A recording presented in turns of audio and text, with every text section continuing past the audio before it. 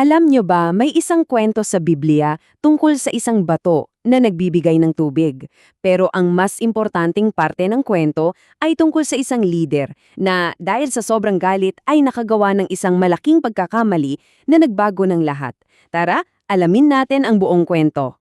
Nako, kung oo, siguro gets na gets mo yung naramdaman ni Moises. Siya yung pinuno sa kwento natin at kahit siya, napuno rin talaga sa mga taong reklamador. At dito mismo nagsimula ang lahat. So bago natin pag-usapan yung naging problema, kailangan muna nating malaman ang tungkol sa isang napaka-amazing na himala. Isipin nyo, may isang bato na parang naglalakbay kasama ng mga Israelita sa desierto. Isipin nyo to, hindi ito isang beses lang nangyari ha. For almost 40 years, saan man sila magpunta sa disyerto, may isang bato na laging andyan para bigyan sila ng tubig. Grabe, 'di ba? Isang tuloy-tuloy na himala. Pero heto yung sikreto, hindi lang to basta-bastang bato. Sinasabi sa Biblia na itong bato na to ay isang simbolo, isang larawan ni Jesus mismo.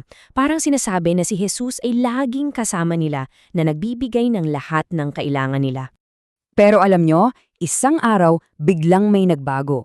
After so many years, biglang huminto yung pag-agos ng tubig galing sa bato. At dito na nagsimula ang isang malaking pagsubok para sa lahat. Ang nakakatuwa dito, yung pagtigil ng tubig, dapat pala good news yun. Ito na yung sign na, hey, tapos na ang mahirap na part. Malapit na kayo sa bago niyong tahanan na punong-puno ng pagkain at tubig. Pero imbes na matuwa, anong ginawa nila? Ayun, nagreklamo na naman sila. Agad-agad nilang kinalimutan yung halos 40 taon na tulong na natanggap nila. Sa halip na magtiwala, galit at takot ang pinairan nila. So dahil sa walang katapusang reklamo, lumapit ngayon sina Moises at Aaron sa Diyos para humingi ng tulong. At binigyan sila ng Diyos ng isang napakasimple at napakalinaw na instruction. Ang utos ng Diyos, sobrang simple lang. Kausapin niyo ang bato. Yun lang.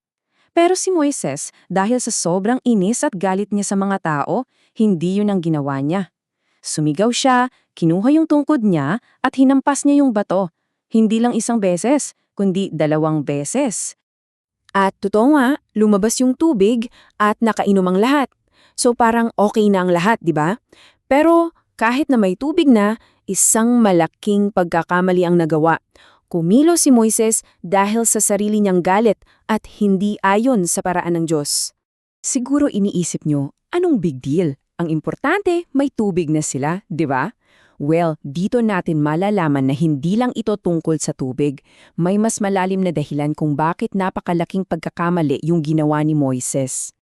Para maintindihan natin to, kailangan nating malangan ng salitang simbolo.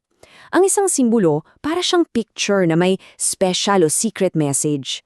At itong bato, may daladala itong napakahalagang secret message mula sa Diyos. Okay, so ano ba yung secret message ng bato? Ang bato ay larawan ni Jesus. Noong unang hinampas yung bato sa simula pa lang ng kanilang maglalakbay, ipinapakita noon na si Jesus ay sasaktan o hahampasin ng isang beses lang para sa kasalanan ng lahat. Dahil si Jesus ay namatay ng minsan lang para sa ating lahat, sa pangalawang pagkakataon, ang kailangan na lang gawin ay magsalita o sa madaling salita, manalangin at humingi. So yung paghampas ni Moises sa bato for a second time, parang sinira niya yung magandang picture na yun. So 2 pala ang malaking kasalanan ni Moises dito. Una, malinaw, hindi siya sumunod sa utos. Pangalawa, at mas malala pa, umakto sila ni Aaron na parang sila yung magpapalabas ng tubig. Parang sinabi nilang, kami ang magbibigay sa inyo nito, na para bang sa kanila galing ang kapangyarihan at hindi sa Diyos. At dahil dito, naging napakabigat ng consequence. Dahil hindi nila binigyan ng arangal ang Diyos sa harap ng buong bayan, si Moises, yung dakilang leader na naglabas sa kanila mula sa Ehipto, ay hindi na pinayagang makapasok sa lupang pangako. Nakakalungkot yung nangyari, no? Pero kahit ganun, punong-puno ito ng mahalagang aral para sa atin ngayon. So, ano nga ba ang mga pwede nating matutunan sa pagkakamali ni Moises?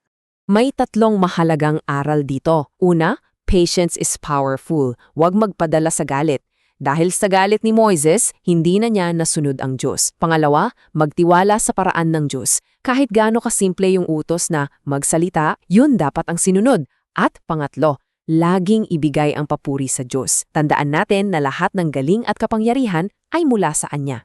Ipinapakita rin ng kwentong ito kung gaano ka-fair ang Diyos. Walang favoritism. Kahit si Moises na itinuturing niyang kaibigan, noong nagkamali, hinarap pa rin niya ang consequence ng ginawa niya. Isa itong paalala na sineseryoso ng Diyos ang pagsunod sa Kanya. At yan ang tanong para sa ating lahat.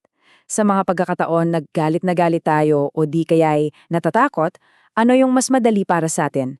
Ang kumilos agad-agad base sa nararamdaman o ang huminto muna, huminga at magtiwala sa paraan ng Diyos? Isang bagay na sulit pagnilayan mula sa kwento ni Moises sa At ng Bato.